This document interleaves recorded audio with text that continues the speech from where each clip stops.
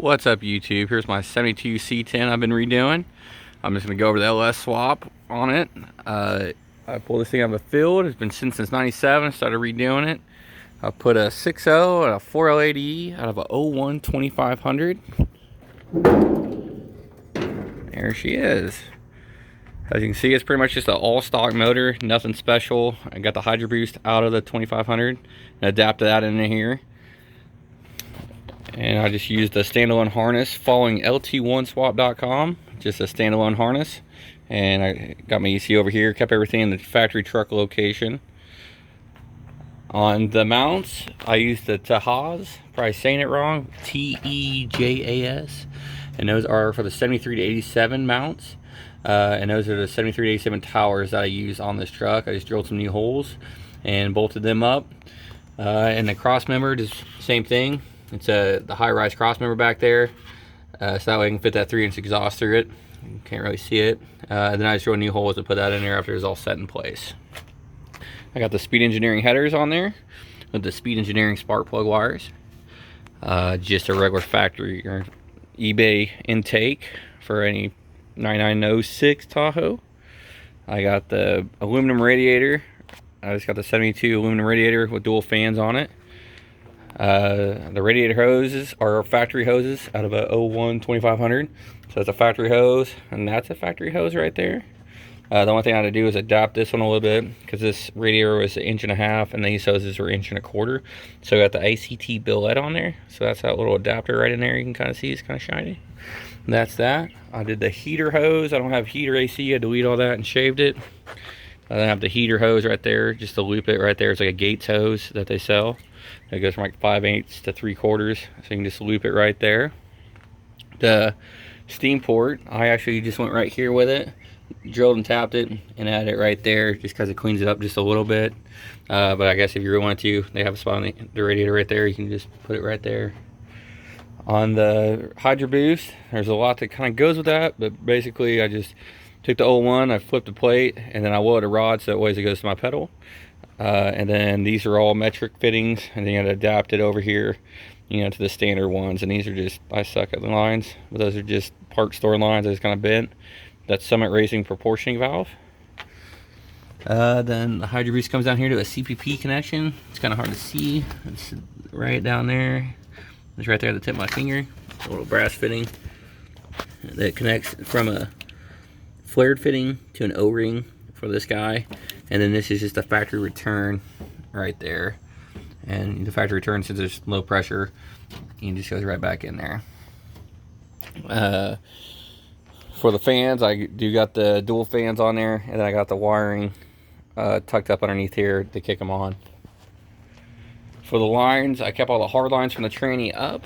You can see all my hard lines coming up here. They're right there. And then I just got some hose, just some hose clamps over to an external cooler that I mounted right here for that guy.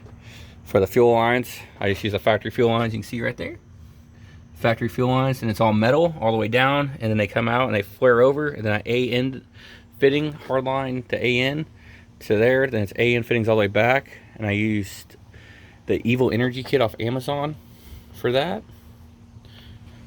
For all my gauges, I just use some Sunpro gauges in the factory location. So it looks pretty decent. Looks somewhat factory when you look in there. You can see there's Sunpros. And I just had to use a couple adapters to get them going. On the adapters, they came with one. The kit came with one, but I had to buy an extender so it'll work on here because I had this very long probe for that temperature center.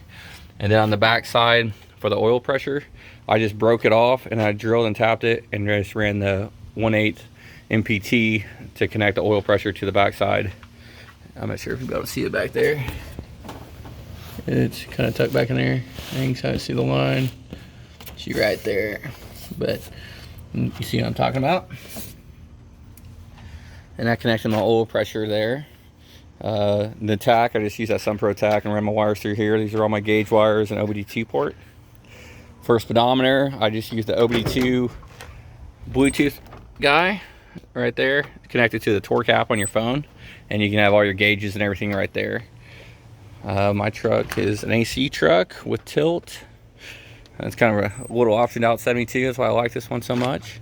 I got the 88 to 94 seat in there just because I like the armrest, and this thing bolts straight into the factory spots. So I didn't do nothing except for just bolt it in. I'm too lazy. I didn't put no rear ones in there yet, but the front one's bolted right up in there. I got the Union Pacific mirror right there.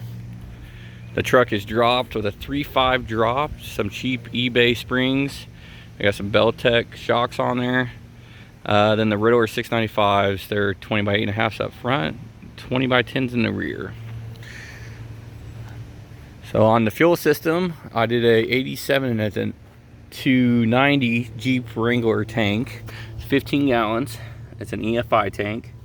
Then I used a 94 S10 Blazer cinder and just a cheap Kemso pump. So far, everything works. So that's just ran to some AN fittings. I have another video on that one. And I just did a bracket right there. I made that bracket. My gas gauge doesn't really work, but everything it should work. So I guess I have some wiring issues going on there I need to fix. I do have a roll pan for it. I still haven't painted the tailgate. I didn't paint the hood. I was at a car show. Somebody drew some sweet flames on there for me. So other than that, the throttle cable on it. So it just has a drive-by cable on there. And what I did right there on the pedal is I cut a little slit in the top of the pedal with a cutoff wheel. I used the factory pedal. And then you can see the little slit. I just cut out the top so that way I can slide it in there. And just put it right on in. Then this guy was just a little too small. I think I just used a step bit and drilled it out just a little bit. A step bit to drill that out just a little bit to fit that guy in there. Other than that, there's nothing performance-wise done to the motor. It's just all stock. And just headers and intake. I do have some Amazon dumped Super 10 knockoffs. They're like $30 each. Sounds decent, but it's really loud down the highway. I'll start her up for you guys.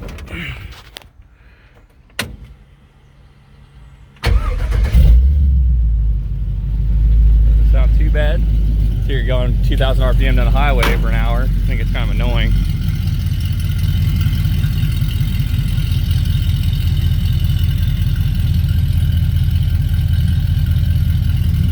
Not too bad.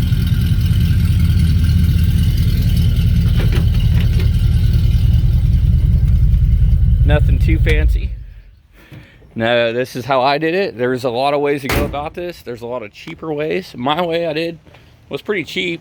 If you want to do it cheaper, you can just do the $30 mounts to the factory 67 to 72 mounts that just have the bolt in them, and that will save you some money there because these mounts are like $100. You can get away with your stock crossmember back there. It's flat. It just doesn't give you that many exhaust routing options, and so you can use your stock crossmember if you wanted to back there.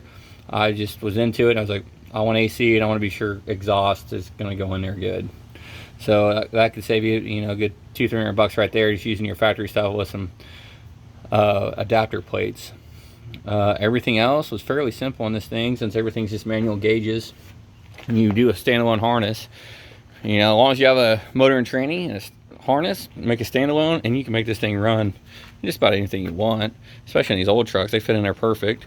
Another reason I went with the Tahoe's mount, other than the AC, is that I have plenty of ground clearance, so my oil pan doesn't hang down below. It's just right there at it. You can kind of see my exhaust back there, just nothing fancy.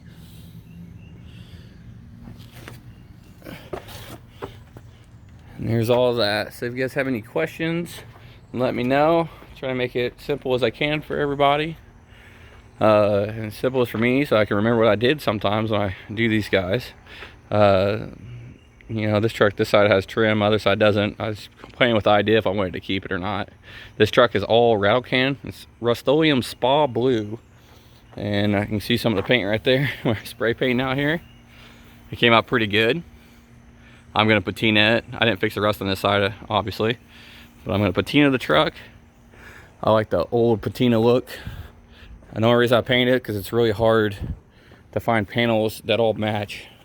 So they're all gonna be painted regardless. So I just like, screw it, I'm painting the whole thing. So I painted the whole thing, just a regular light blue. You can kind of see from like right here back, I sanded it, and you can see that's kind of the patina I want to go for. And that's too shiny up there, so I'm gonna sand that all down and make it prettier. The top is all factory right there. That was the factory tailgate right there. So this truck was originally blue and white. I fixed the rust on this side, as you can see, but for whatever reason this cab corner kind of came out weird on me after, I don't know, it was all perfect and it kind of crinkled. That door is damaged from previously. I just never got a door and I wanted to make some car shows.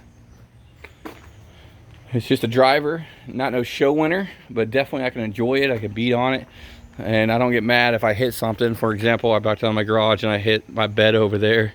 That's why it's all crooked, and I got a nice little dent right here. And it's not a big deal to me. Just got to, I can put another fender and another couple cans of spray paint, and hey, it's back to normal. No harm, no foul, right? So there you guys go. Any questions, so let me know.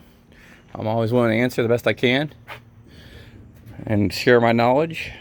The truck is tuned on HP tuners right now. Just a very basic tune I've been doing myself.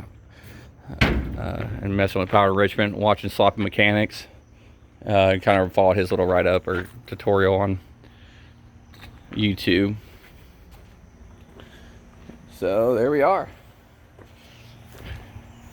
You guys have a good one. Appreciate it. Bye.